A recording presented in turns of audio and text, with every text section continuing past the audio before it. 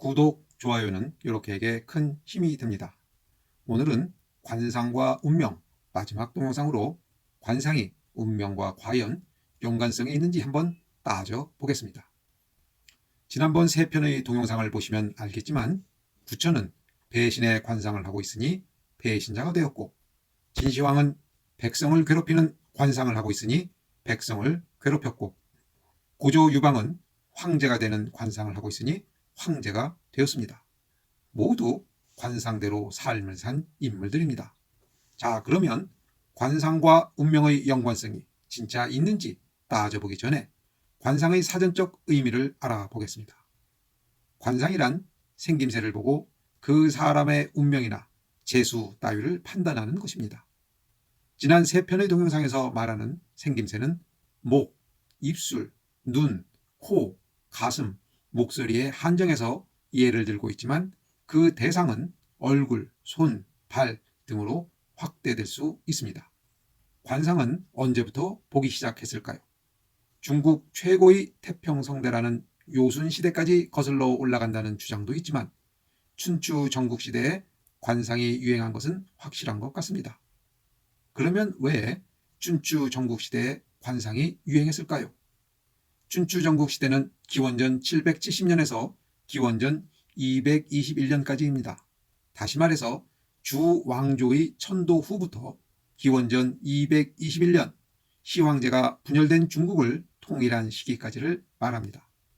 이 시기는 그야말로 약육강식, 백가쟁명의 시기로 국정이나 신분보다는 개인의 능력이 중시되었죠.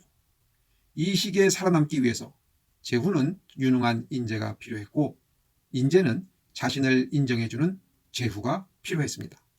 그런데 능력보다 더 중요한 것은 이 인간이 믿을 만한 인간인지 파악하는 것입니다. 천길 물속은 알아도 한길 사람 속은 알 수 없다는 속담이 있지 않습니까? 이 알 수 없는 인간의 마음을 알기 위하여 관상에 관심을 갖게 되는 것이죠. 그리고 관상을 통해 미래의 운명까지 알려고 했던 것입니다. 혹시 여러분은 관상에 따라서 운명이 결정된다고 믿고 계시나요?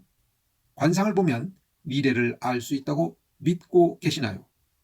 결론부터 말하면 이렇게는 그렇지 않다고 생각합니다.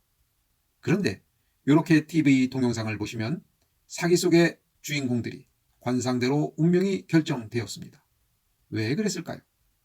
그 이유는 대부분 인물이 관상대로 운명이 결정된 것이 아니라 관상대로 운명이 정해진 인물을 모아 기록했기 때문입니다. 관상대로 살지 않은 인물들은 없었나요? 있었지요. 그런데 사마천이 사기에 기록하지 않은 것이지요. 아마도 사마천은 관상과 운명의 연관성을 믿었던 것 같습니다. 그래서 사마천은 자신의 신념과 일치하는 인물에 관심을 갖고 자료를 모으고 기록했던 것이죠. 사마천의 확증 편향을 볼 수 있는 대목입니다. 그러면 관상은 전혀 쓸모없는 것인가요? 미래의 운명을 예측하기 위하여 관상을 맹신하신다면 멀리하는 것이 좋을 듯합니다.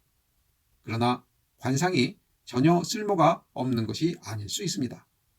관상을 보면 그 사람이 과거에 어떤 인생을 살았는지 대략 짐작하는 것은 가능할 것 같습니다. 나이 40이 되면 자신의 얼굴에 책임을 져라 라는 말이 있지 않습니까? 중년의 나이가 되면 자신이 살아온 인생이 얼굴에 드러나니 책임감 있게 살라는 의미일 것입니다. 하루하루의 삶이 관상에 반영되었다는 측면에서 관상은 고정된 것이 아니라 변하는 것입니다. 삼성의 고 이병철 회장은 평소 사업을 계획하고 그 미래를 예측하는 것은 자신 있는데 믿을 만한 사람인지 알아보는 것은 확신이 서지 않는다고 말했다고 합니다. 그래서 인재를 중용할 때 관상을 보았다는 일화가 전해지고 있습니다.